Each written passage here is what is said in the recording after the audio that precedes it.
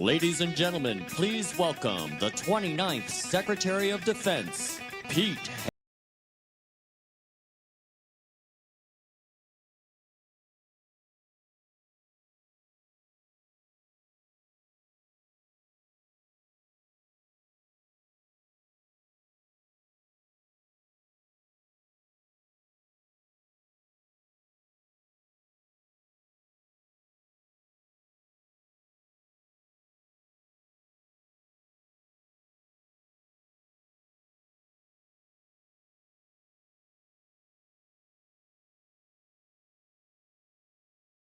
Well, good afternoon, Fort Bragg.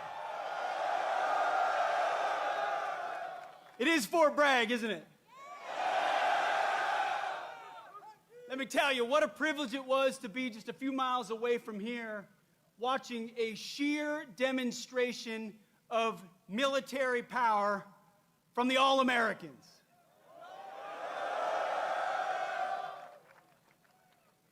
It's incredible. I wish every American could stand in that field and watch 600 paratroopers fall from the sky after preparatory fires and assault on the objective. That's sheer American firepower. But you know what I wish Americans could also see? What I get a chance to see every day, what other members of the cabinet get to see every day, which is our Commander-in-Chief, President Donald Trump, putting America first.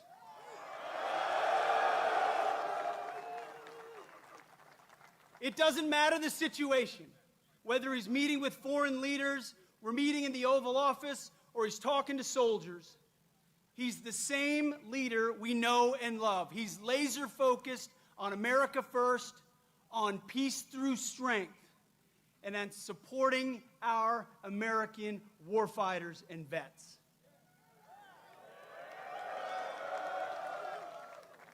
You know exactly where his compass is. You know exactly what he believes. And what I tell troops when we travel across the world, and I've had a chance to meet so many of you fine Americans, what I always say, the message from our Commander-in-Chief is, he has your back.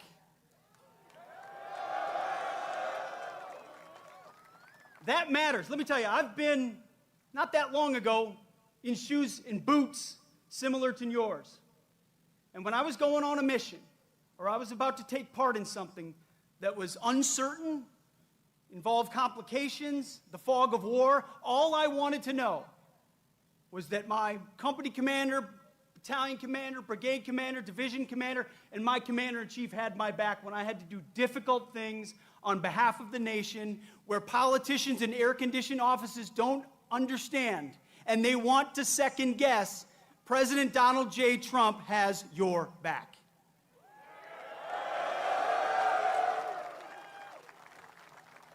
So at the Defense Department, we're doing three critical things at his direction. Number one, we're restoring the warrior ethos. We're getting back to basics. Standards, accountability, readiness, training, warfighting, lethality. We're not a college or a university. We're not interested in your woke garbage and your political correctness.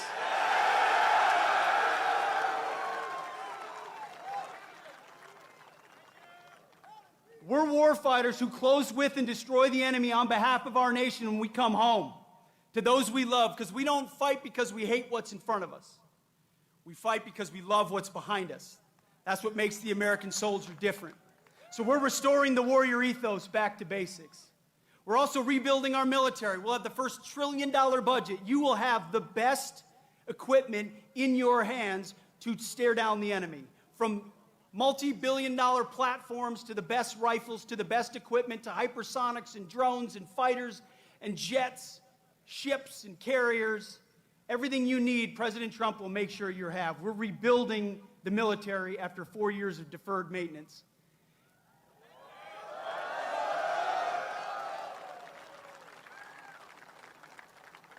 And finally, we're reestablishing deterrence. Our allies know that we stand with them, and our adversaries know what we are capable of doing to them, so that we can maintain peace through strength. President Trump seeks peace. He wants peace. So do I. So do you. For our families, for our kids and our grandkids. But those who long for peace must prepare for war. And that's something the 82nd Airborne, America's 911, does every single day. So it's an absolute honor to be your 29th Secretary of Defense. You have my pledge that every single day our focus is on you and your mission and having your back. And you're about 1 minute away from hearing from your Commander-in-Chief, President Donald Trump. God bless you and God bless our nation.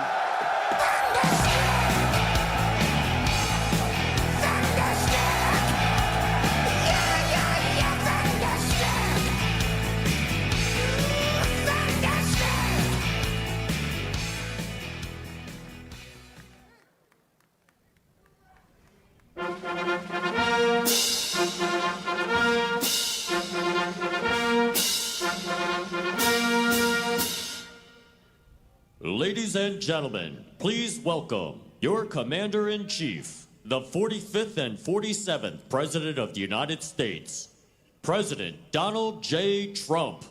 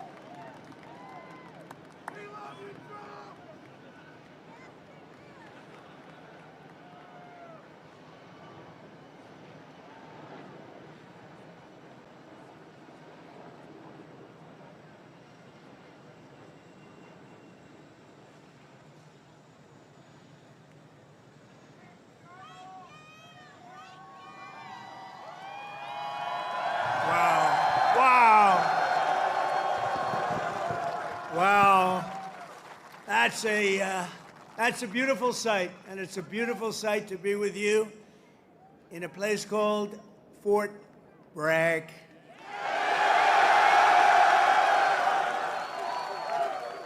Can you believe they changed that name in the last administration for a little bit? But we'll forget all about that. We're going to forget all about it. I want to just say God bless the U.S. Army and God bless the USA. Great place, great group. I want to thank so many incredible soldiers and paratroopers, pilots, warriors for that awesome display of pure, unrivaled American military might. I just saw something that was crazy. You don't want to mess.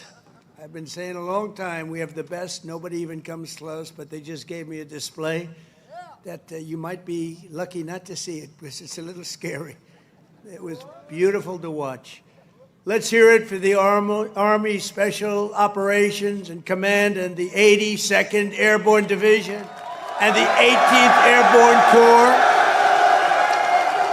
What a show it was and what a show it continues to be. And Saturday is going to be a big day in Washington, D.C. You know, a lot of people said, we don't want to do that. I say, yeah, we do. We want to show off a little bit.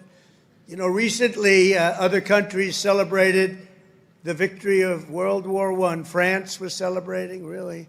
They were all celebrating. The only one that doesn't celebrate is the USA, and we're the ones that won the war. Without us, you'd all be speaking German right now. Maybe a little Japanese thrown in. But we won the war. And we don't celebrate, but we're going to celebrate on Saturday, and we're going to celebrate from now on. We're going to celebrate our greatness and our achievements. This week we honor 250 years of valor and glory and triumph by the greatest fighting force ever to walk the face of the earth, the United States Army. For 2.5 centuries, our soldiers have marched into the raging fires of battle and obliterated America's enemies. There's never been anything like it. There's never been a force like this. And I rebuilt it. I gave you so much money for 4 years. It was crazy. And we just approved our largest budget for military operations, over $1 trillion. We've never even come close. But our army has smashed foreign empires, humbled kings, toppled tyrants, and hunted terrorist savages through the very gates of hell. Our soldiers do not rest until they win. You know that better than anybody. From June 1775 to June 2025, those foolish enough to challenge America's army have been met with unyielding strength, unbreakable spirit, and unstoppable, overwhelming force. Time and again, our enemies have learned that if you dare to threaten the American people, American soldier will chase you down, crush you, and cast you into oblivion. That's what happens, unfortunately. That's what happens. Doesn't sound very nice, but it's true, isn't it? The last sound you ever hear will be the dueling howl of Black Hawks in the dead of night, the thunderous boom of artillery fire, or the ferocious roar of a U.S. Army infantry brigade charging over the horizon. That brigade is going to charge like you've never seen before, and hopefully I can keep you out of that, but if I don't, you're ready. Is that right? If I can keep you out of it. If I keep you out of it, that's okay, but if we need it, you're ready. You know, it's called peace through strength, isn't it? Peace through strength. For our adversaries, there's no greater fear than the United States Army. They all fear us, and we have the greatest force anywhere on earth. You know, you read different stories that others are building and building and building. We have a force like no other. They said it would take 5 years to defeat ISIS. We did it in 4 weeks. 4 weeks. We let them go. Unlike other of your leaders, I let them go, and we had General Raisin Kane, who's now the head of the Joint Chiefs of Staff, because I liked him. He was a warrior. He was a great warrior, and now he's been rewarded for his incredible work. But they said it would take 5 years. We did it in 4 weeks. Someday I'm going to ask him to explain that one to me. But it was the television generals that said that. The real generals got out and fought, and nobody fought like them ever. But for the American people, there's no greater pride because you are the righteous sword of American justice and the ultimate shield of American freedom. This week we remember that we only have a country because we first had an army. The army was first. In fact, the army was even before the country. You know that, right? 1 year before the country. After 250 years, we still proudly declare that we are free because you are strong. You are so strong. We're safe because you are brave, and America's flag will never fall because America's army will never, ever fail. Never going to fail. Every branch of the armed forces has played a critical role in protecting our nation, but no one has done more fighting, bleeding, and winning than the U.S. Army. Nobody's done that.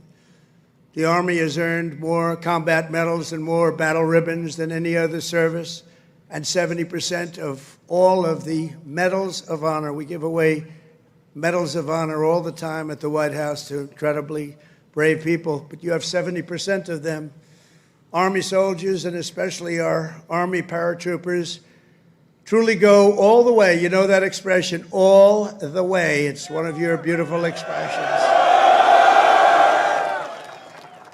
As President of the United States, let me express my undying gratitude to our nation for every soldier here today, for every veteran and their families, those incredible families that are with us and all across America, and for every patriot who has worn the uniform over 250 years. Can you imagine that?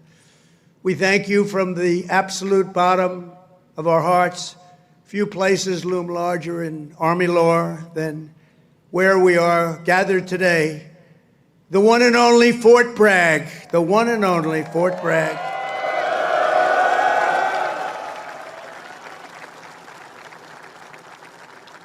But remember, it was only that little brief moment that it wasn't called Fort Bragg. It was by the Biden administration, not Trump. I had nothing to do with it. We got it changed. We said, you know, I came here numerous times and everybody, they kept saying Fort Bragg, Fort Bragg. I said, you know, it's not the name, but then I was making a speech. I said, what do you think I should call this place? Call it Fort Bragg. I said, Fort Bragg, how you doing? We won a lot of battles from this place, and that's the way it is. It wasn't even close. When Pete and some of the generals came to see me, I said, not even close, not even close. This is the home of the Green Berets, the Sky Dragons, and the all-American 82nd Airborne. We know what 82nd Airborne Division. This is where the GIs who won the Second World War learned to pack their parachutes and push howitzers and go right into those C-47s with lots of arms and push them right out those big, beautiful doors and wield their bayonets and pry the enemy from the hedgerows of the French countryside. France needed us badly. We were there. A lot of people needed us badly. They still do, maybe worse than ever. It was here in this soil that the Army forged the medal that held strong at Bastogne.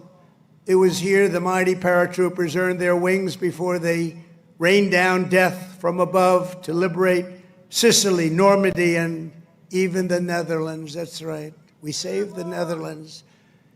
Every inch of this base is steeped in the legacy of those warriors who have said with pride, "Sir, I trained at Fort Bragg, sir."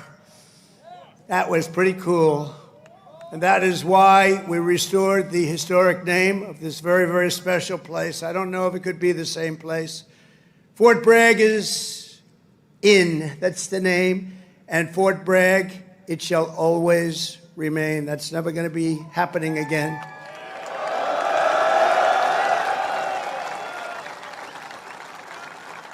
And for a little news for the fake news back there, the fake news. Ladies and gentlemen, look at them. Look at them all. Oh, yeah, what I have to put up with.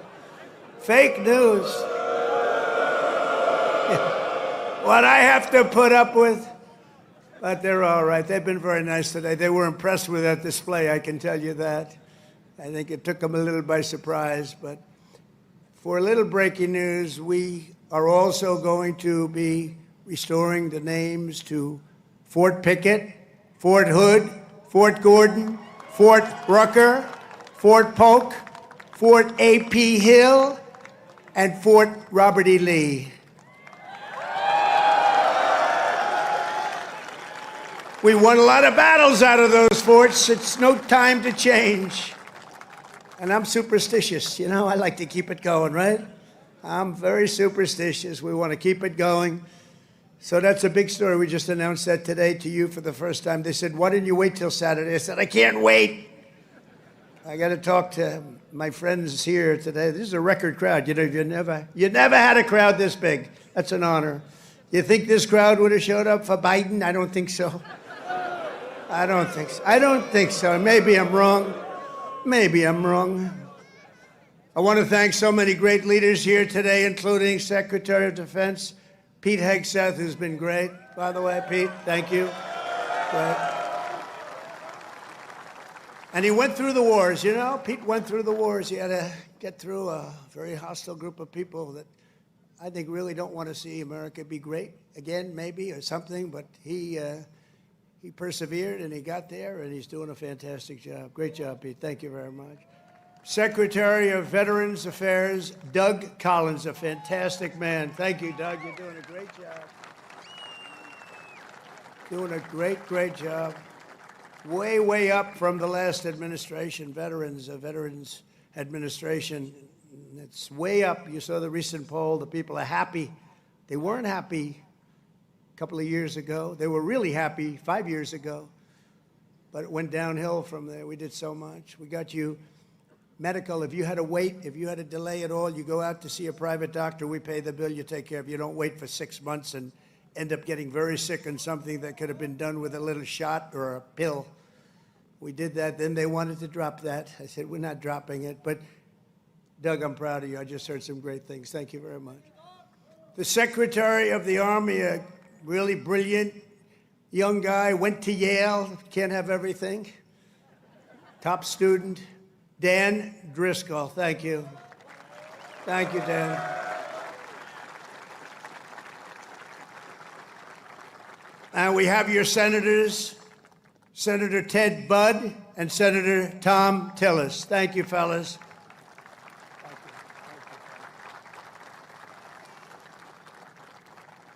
Congressman Richard Hudson, Pat Harrigan. Where's Pat? Pat? Good, Pat. You're doing great. You guys are amazing. And we have the big brass, General Andrew Pappas. General, thank you. Thank you, General. Doing a great job. General John Braja. John, thank you. Great job. Thank you for today, John. General Greg Anderson. Thank you. Thank you, Greg. Thank you. Sergeant Major of the Army, Michael Weimer. And before going further, I want to say a few words about the situation in Los Angeles, California. Have you heard of the place? Where I've deployed thousands of National Guard troops and hundreds of Marines to protect federal law enforcement from the attacks of a vicious and violent mob. And some of the radical left, they say, oh, that's not nice. Well, if we didn't do it, there wouldn't be a Los Angeles. It'd be burning today, just like their houses were burning a number of months ago.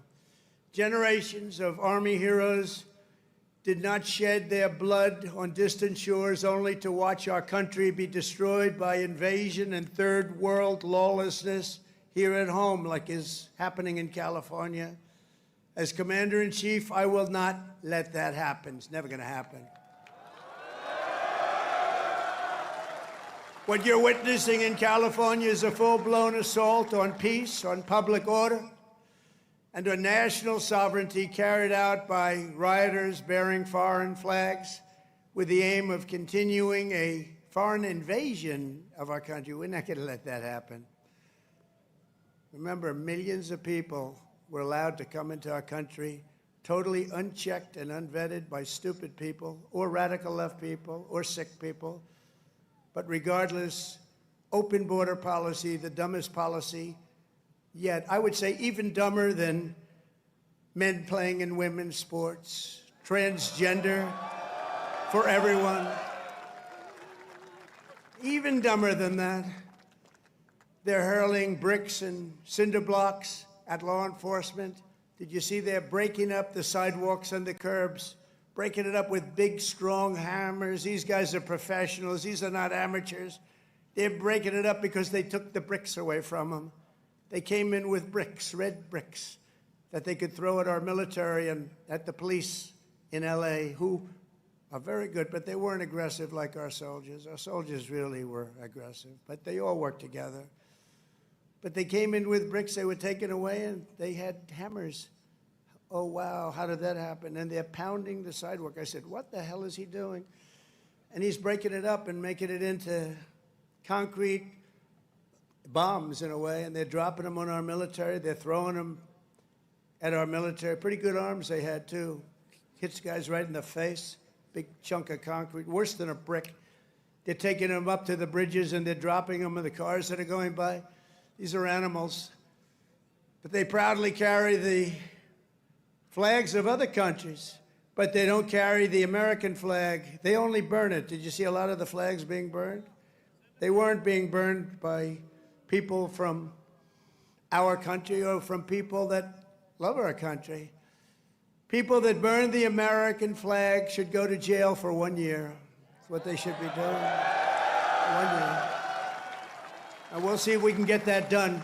We're going to try and get that done. We're working with some of your senators.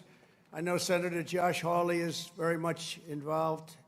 And I know the two senators from here. I think you guys, are you guys in favor of it? Boy, would this be a bad time for them to say no. I got you. I got those 2 votes. The agitators are throwing firebombs, Molotov cocktails, lighting vehicles ablaze. You saw all the cars that were burning, mobbing police officers and ICE officers who are the toughest people you'll ever meet, and they love our country, and they're getting really they want to stomp on them, but they're too tough. They don't allow it. And attempting to infiltrate and occupy federal buildings wearing armor and face shields. The best money can buy, somebody's financing it. We're going to find out through Pam Bondi and Department of Justice who it is. They're already on it. Who's financing all this equipment? Very professional. Under the Trump administration, this anarchy will not stand. We will not allow federal agents to be attacked, and we will not allow an American city to be invaded and conquered by a foreign enemy, and that's what they are. A lot of those people were let in here by the Biden administration. They just poured right in. They came from prisons, they came from jails from all over the world. They came from mental institutions. They were the leaders of gangs. They were drug lords allowed to come into our country. Their countries threw them out. Their countries would bus them or drive them right to our border and say, go in there, you ever come back, we're going to kill you. And we got them, and we're getting them out of here. I want to applaud the courage and the strength of the incredible troops who are right now standing guard to protect federal property and personnel and uphold the supremacy of federal law. That's what they're doing. They're protecting our ICE agents. They're protecting the police in Los Angeles. The head of the police in Los Angeles, a good man, I hear a good man, but he was actually saying we really did need this help. It had gotten away from them. It had long gotten away. And we gave it to them. Not only are these service members defending the honest citizens of California, they're also defending our republic itself. And they are heroes. They're in there, they're heroes. They're fighting for us. They're stopping an invasion just like you'd stop an invasion. The big difference is most of the time when you stop an invasion, they're wearing a uniform. In many ways, it's tougher when they're not wearing a uniform because you don't know exactly who they are. In Los Angeles, the governor of California, the mayor of Los Angeles, they're incompetent, and they paid troublemakers, agitators, and insurrectionists. They're engaged in this willful attempt to nullify federal law and aid the occupation of the city by criminal invaders. That's what it is. They're invaders, no different. Their position is that the rioting will not stop unless ICE withdraws from Los Angeles and ceases the enforcement of federal immigration law. In other words, they came in here illegally. Many of them came out of prisons and jails, the most heinous people. They came from all over the world. They came from the Congo in Africa. They came from Asia. They came from the prisons of these places. They were put into the United States and allowed to stay here because we had a grossly, grossly unfit president who listened to whoever was operating the auto pen. And they allowed these people to stay. And by the way, I've known this guy for a long time. He was never the sharpest bulb. But you know what he was? He wasn't a radical left lunatic. He never dreamt about open borders. He never said that when he was of sound mind, which actually was a very long time ago. So sad what they've done to our country. I will say that without question, however, you're seeing the financial numbers. We've now got the hottest country anywhere in the world. And 6 months ago, it was the coldest country. We're being laughed at all over the world. I was in Saudi Arabia, Qatar, UAE. We brought back $5.1 trillion into our country. And all three leaders, they're great leaders, all three said, you know, you are presiding over the hottest country anywhere in the world. And they said the exact same thing. They said 6 months ago, it was the coldest country. I'll tell you, it changed on a date. You know what November 5th was? It was the election of a president that loves you. And that's when it all changed. That's when it all changed. Within the span of a few decades, Los Angeles has gone from being one of the cleanest, safest, and most beautiful cities on earth to being a trash heap with entire neighborhoods under the control of transnational gangs and criminal networks. It's horrible what's happened so quickly. As the entire world can now see, uncontrolled migration leads to chaos, dysfunction, and disorder. And you know what? They have it in Europe, too. It's happening in many of the countries of Europe. They don't like it when I say it, but I'll say it loudly and clearly. They better do something before it's too late. Very simply, we will liberate Los Angeles and make it free, clean, and safe again. It's happening very quickly. The one big, beautiful bill, you've heard about it. We call it the one big, I was on one of the television shows, I think Deface the Nation. Ladies and gentlemen, Deface the Nation. It's actually called Face the Nation for those of you that are smart enough not to know, because you're better off not knowing. But I was on one of the shows, and I said, we got to get a great bill. They said, would you like it to be one bill, or would you like it to be 7 or 8 bills? They said, I want one big, beautiful bill. And the Republican Party liked that statement. They call it one big, beautiful bill, so that's good. And that's what it is. It's great. And it's currently before Congress. It provides all necessary funding for ICE, for Border Patrol, and for the Department of Defense. And I told you at a level that we've never had before, over $1 trillion. We better get that bill approved. Otherwise, your helicopters and your planes and your equipment's going to start to look a little bit old, General. You better push your favorite congressman. You better push these 2 senators. I think they're in good shape, however. But we got to get it approved. And those congressmen by you are all 100%. I don't even have to talk to them. They've been so great. So I want to sign this into law immediately. And with the signing, so many great things will happen to our country. No tax on tips. Think of that.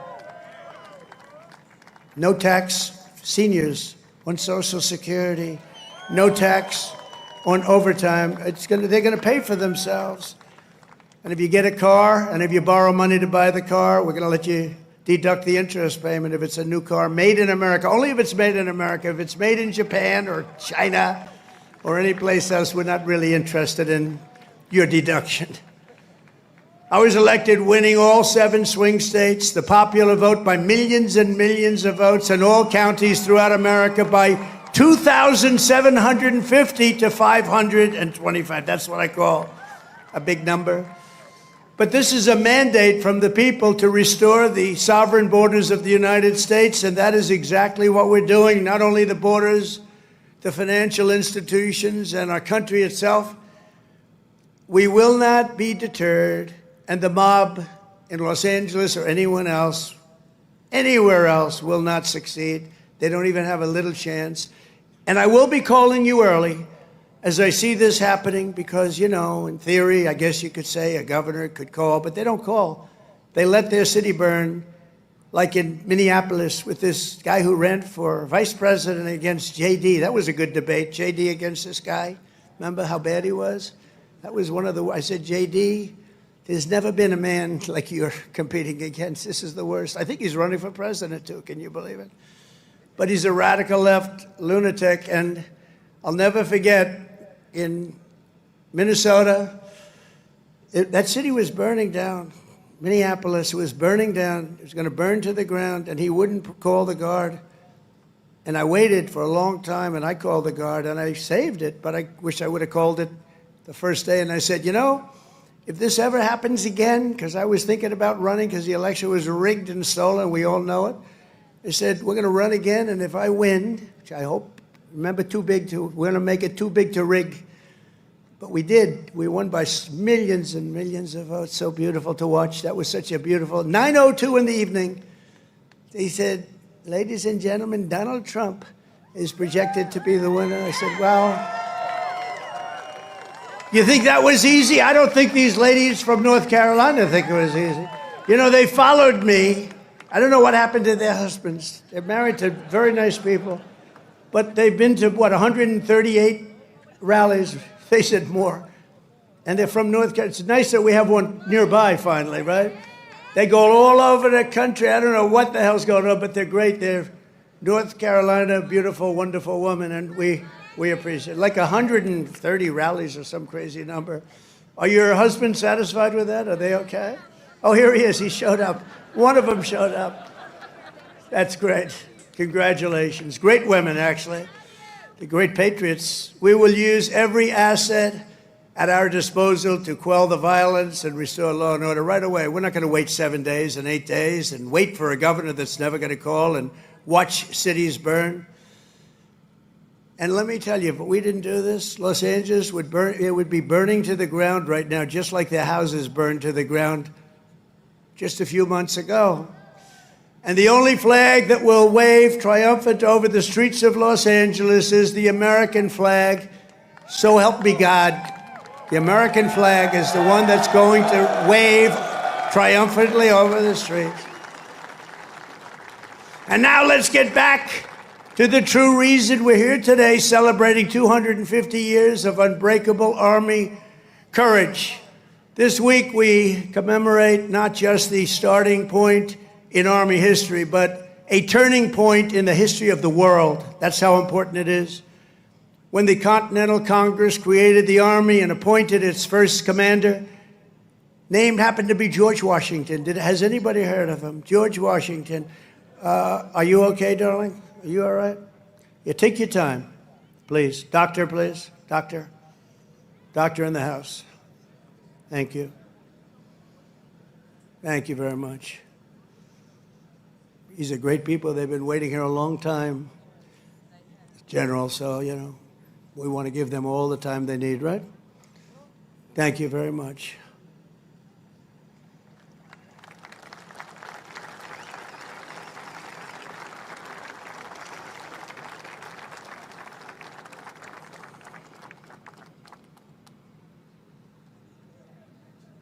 Greatest people in the world. They are amazing.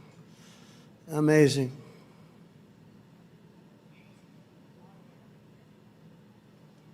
Oh, good. Thank you very much. Thank you.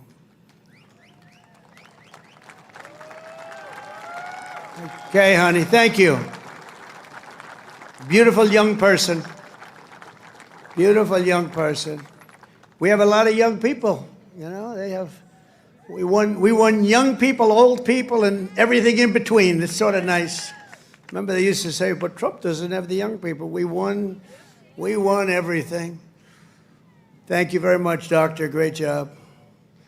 When the Continental Congress created the Army and appointed its first commander, General George Washington, they sent the fierce spirit of a free nation into battle under a rallying cry that echoes to this day, "Give me liberty or give me death." Have you heard of it? Quite a beautiful statement. Think of what that means. Give me liberty or give me death. I know exactly what that means. Just 3 days after the birth of the Army, the great patriot, founding father, Dr. Joseph Warren, was on the front lines as a soldiers stood totally outnumbered and outgunned at Bunker Hill. They had a group of soldiers against them that was supposed to be, in that day, unbeatable. Warren's mother had begged him, "Son, please don't do it." She said, "Please, please don't do it. Don't risk your life for even the patriot cause, please." And he replied, "Wherever danger is, dear mother, there your son will be. I will either set my country free or shed my last drop of blood to make us so." So beautiful. So the words are so beautiful. At Bunker Hill, Warren kept his vow, fighting and fighting and fighting and loving his country until he fell, drenched in blood, and gave his life at the very young age of 34. Exactly 250 years later, we are joined by Dr. Warren's great-great-great-great-great-grandson, and it's 7 generations down, and now an Iraq war veteran, retired Army specialist, Scott Warren, is here with his daughter, Sergeant E5 Carrington Sanders of Fort Irwin. I want to just, where are you? Where would you be in this big crowd? Thank you very much. What an honor. What an honor. You look great, too, by the way. You really look great. Thank you very much. What a great family. But you carry in your veins the love and devotion of a martyr for American liberty. Please stand. Just put that hand up once more for the people, because they want. Thank you very much. You're looking good. Looking good. Good genes. Good genetics. Thank you both. Thank you very much. The life of a soldier is not just a job, it's a calling and a sacred tradition passed down from father to son, brother to sister, and one generation to the next. At every hour of danger, our noblest citizens have answered that call, kissed their loved ones goodbye, and run to the sound of guns. You run to the sound of guns, you're running right into them, you're going to win. When the British tried to reconquer our young nation in 1812, 1,000 Americans at Fort McHenry fought off a British invasion fleet, 5,000 strong. They say it was unstoppable. Lieutenant Francis Scott Key, you all heard the name, watched from Baltimore Harbor as the Army kept Old Glory flying high. Many people died. Deeply inspired, he wrote a poem in tribute to Army courage and American pride, known today as the Star-Spangled Banner, or our national anthem. Great. 8 generations later, we're joined by a descendant of Francis Scott Key, who has spent 2 decades in uniform, Major Kyle Key of Army National Guard fame. Please, Major, where are you, Major? Thank you. Thank you. Looking good, too. What's going on here? These guys they all come from a very fine strain of blood. That's great genetics is right. Thank you both very much. Major Key, thank you for helping to keep this incredible land of ours free and the home of the brave, and that's what it was. Through the decades that followed, the Army conquered the great frontier, won the war that restored our nation and broke forever the chains of slavery. A generation later, the Army's Rough Riders stormed up San Juan Hill with Colonel Theodore Roosevelt and swept the last foreign empire from the American hemisphere, forever swept. In World War I, our doughboys fought bravely in the Valley of the Marne and in the Argonne. There in 1918, a devout Tennessee Christian named Alvin York, you know that name, charged across an open field towards the German machine guns. They were firing at levels at that time that nobody had ever seen before. They were knocking down everything in their way, including giant trees were coming down. The enemy mowed down more than half of his platoon almost immediately. The platoon was going down like nobody's ever thought possible.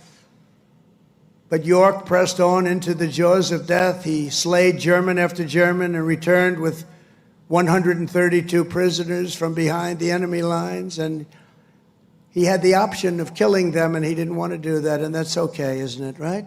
It's okay. But he brought 132 back. And his actions and the actions of that great day, that crazy but great day, Sergeant York earned the Congressional Medal of Honor and became one of the most famed and decorated heroes of the First World War.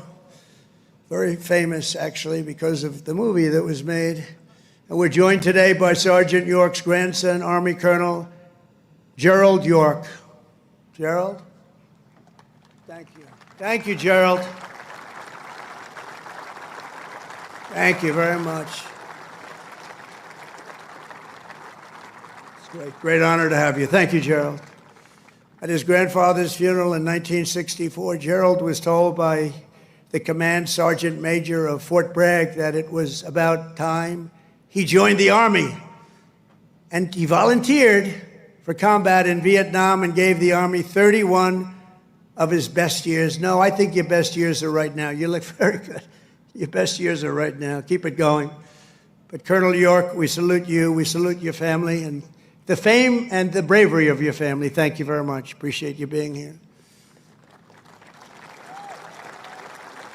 And in World War II, the Army once again came to the free world's rescue. Among the millions and millions who volunteered was Henry Armstrong. He enlisted 6 months before his high school graduation and did basic training right here at Fort Bragg.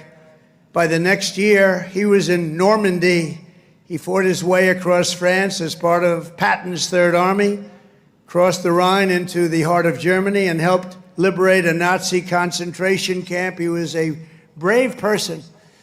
Command Sergeant Major Henry Armstrong is here with us today. He's 100 years old, a veteran of numerous World War II battles, and 41 years in the Army.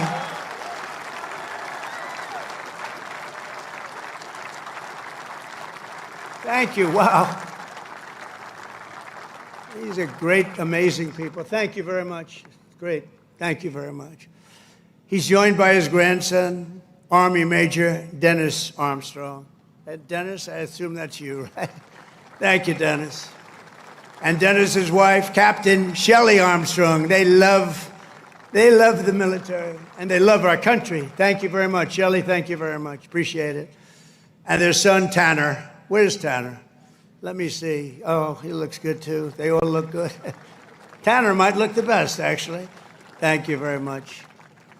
Who's an active duty staff sergeant in the 82nd Airborne right here in Fort Bragg. He could right now run for office, I think. He's very popular.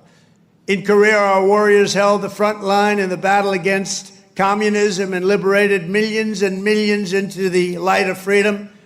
To Vietnam, we sent some of the toughest men who ever wore Army boots and olive drab. One of them was Joe Marm of Pennsylvania. He was 23 years old when his platoon was ordered to rescue soldiers surrounded by the enemy in the Battle of Ia Drang. Lieutenant Marm charged into heavy fire, killing 4 enemy soldiers in the brush before sprinting across 40 yards of open field. His teammates could not believe he was doing it, actually, they said.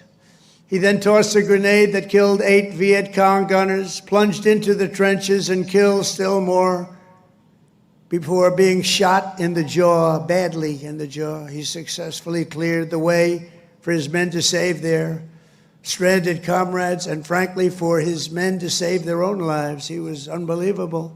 For his exceptional bravery, Lieutenant Marm received the Congressional Medal of Honor and retired as an Army colonel after 30 years of service. Colonel Marm is here today with his two sons, Will and Walter, both Army Rangers. What a great family legacy. Please stand up.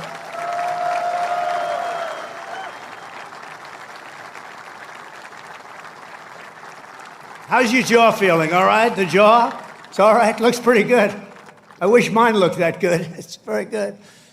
Thank you very much. Great family. Appreciate it. Real heroes. In the modern era, our soldiers have charged into the darkest caves and ventured into the most God-forsaken places to vanquish the forces of radical Islamic terror from the face of the earth. In 2007, Chief Warrant Officer Eric Phillips was stationed at a remote outpost in the Afghan mountains when a massive Taliban force attacked from all sides. He thought he was finished. For 3 hours, he led a hellacious counter-assault to successfully repulse the enemy in close combat.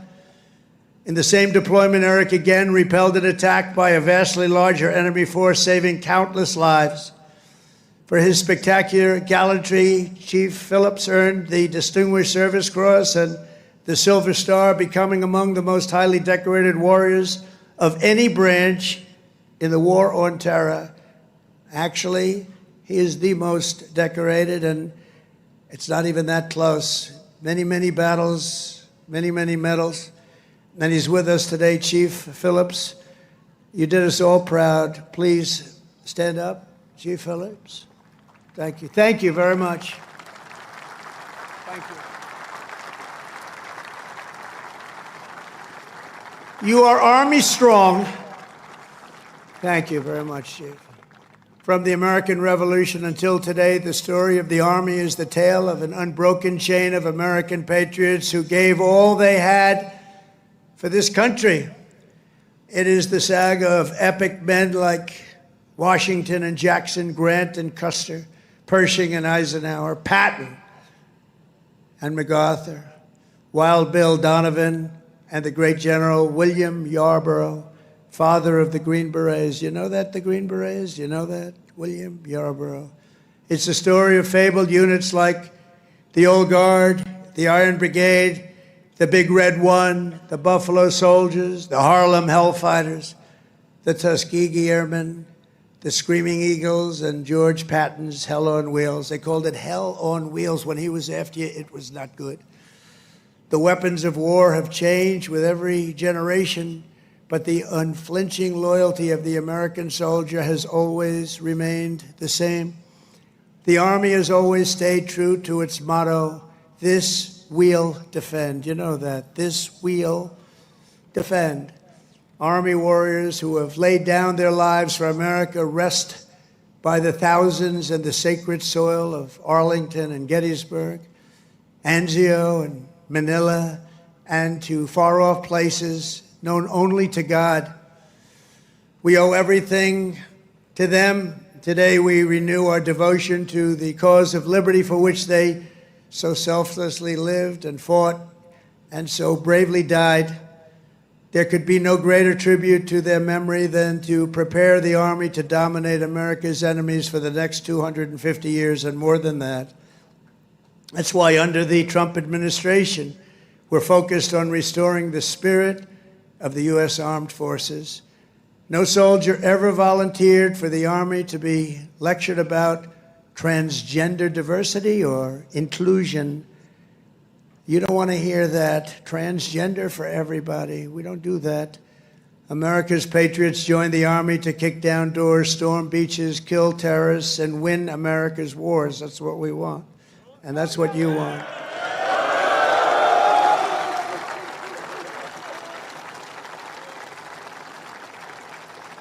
And to that end, we're making that record investment, but not only in the Army, in the other forces also, because you work together as a team. And we're including in that and across the board. Now, you don't have to take this if you don't want. You could be great patriots. Say, I don't want to raise. I will not accept it. Let it go back into our country. Let's give it to Gavin Newsom so he can waste it in Los Angeles. No, we don't want to do that, but we're giving you across the board raise for every single service member in the U.S. Armed Forces. We're giving you across the board, and you deserve it. You know, we spend so much money on things that we shouldn't be spending it on. But I think those days are stopping, Mr. Senators and Congressmen that are with us. As part of our one big, beautiful bill, we are also investing over $1 billion to update your on-base housing. And we're building a state-of-the-art missile defense shield to protect our homeland. And it's called the Golden Dome. It's going to be all made in America. We've done it for others. We're now doing it about time, right? We're doing it for ourselves. After years of recruiting shortfalls, this is, to me, maybe the most exciting things. We're setting the strongest peacetime recruiting records ever. Just think of this. 6 months ago, we couldn't recruit anybody to join the military. Nobody wanted to join. That was 6 months ago. And then we had the election of November 5th. And now we have the strongest recruiting numbers in the history of our country. Can you imagine that? Can you imagine that? We've already surpassed our recruiting targets for 2025, and we're not done yet. And I'll tell you, it doesn't make you feel good when you had to hear 6, 7 months ago that nobody wants to join the Army, they don't want to join our military. Frankly, they didn't want to join our police, our firemen. They lost confidence, they lost faith in our country. And just a short number of months later, we're setting all-time records. In fact, your job might be in jeopardy. Somebody else may come in and take it. That was bad. We'll get you out of here. You have to be good. We're getting the best people that you've ever seen. We're getting people I don't think we've ever seen anything like it. Great people are coming in. Doesn't it make you feel good, though? You have something and you're doing something and other people want to join you. Isn't that a great feeling? And wasn't it a lousy feeling just a short time ago when they announced, you know, you're a soldier and you're proud of your country and you're proud of the Army in your case, and you're reading stories about nobody wants to come in and join the military, right? Isn't that lousy? Even the ladies from North Carolina were not happy with that. But then we had a great election. It was amazing. Too big to rig. We had a great election, and all of a sudden, the people are pouring in, and we have incredible people like Pete and the others that are here, Dan. I think they made a big difference. I really do. So thank you very much. All of you guys, I think you've really made a big difference. The Army will soon be stronger, bigger, and better than ever before.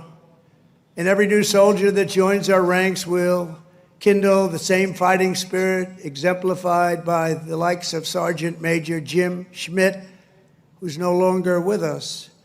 At 15 years old, after lying about his age, because he wanted to get in so badly, Jim trained at Fort Bragg to fight in World War II.